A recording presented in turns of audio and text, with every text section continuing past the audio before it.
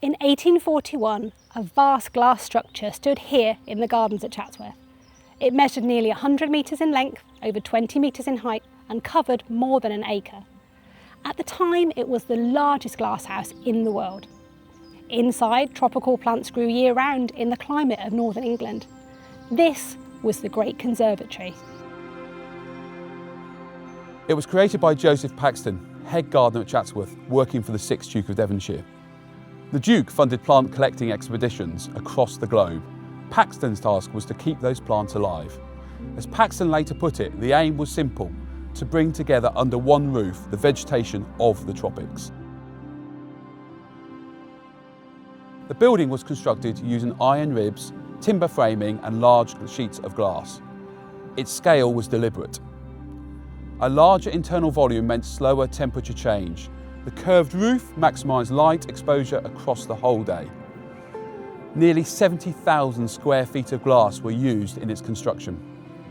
Visitors remarked that it resembled a crystal palace in the garden, a description that would prove accurate a decade later. The conservatory was above all a heating system. 8 coal-fired boilers supplied hot water to approximately 7 miles of pipe. These ran beneath the planting beds, maintaining a constant tropical temperature. It required around 300 tonnes of coal each year to operate. Coal was delivered through the underground tunnels. Workers maintained the fires continuously. Without that input, the system failed. Inside, the planting was designed to be immersive, a constructed landscape. Visitors described it as a dense and luxuriant jungle beneath a vault of glass. Palm trees, tree ferns and flowering plants were arranged to control movement and sightlines. It combined botanical experimentation with deliberate spectacle. The conservatory made reliable tropical cultivation possible in Britain. Species that would not survive outdoors could now be grown, studied and propagated. One of the Great Conservatory's most famous residents was the Cavendish banana. After the first flowering at Chatsworth in 1835, the variety was propagated by Joseph Paxton and planted throughout the conservatory. Its true significance came much later. When Panama disease destroyed the dominant commercial banana in the 20th century, the Cavendish was adopted as its replacement. Today, it is the banana found in supermarkets around the world. One of the oldest plants in the Great Conservatory was a tree fern, Dicksonia antarctica. It was one of the original plants first imported from Australia in 1826.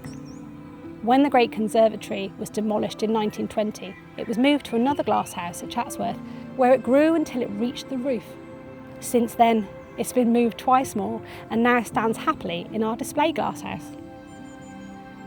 Many economic plants were also grown here. Orange and lemon trees, sugarcane, cinnamon, cardamom, coffee and pepper. In 1891, it was described as being visited by 50,000 people a year since the 1840s. Open for free admission every day except Sundays. For most people, this would be their only chance to experience these tropical plants. The Great Conservatory demonstrated that large-scale environmental control was achievable.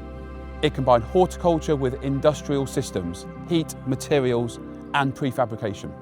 Within a decade, Paxton would apply these ideas to a building on a vastly larger scale. The conservatory depended on constant energy. When the First World War restricted coal supplies for non-essential purposes, heating could not be maintained. Temperatures dropped. The tropical planting built up over decades was lost. In 1920, the structure was dismantled. At its peak, it had been the largest glass building in the world.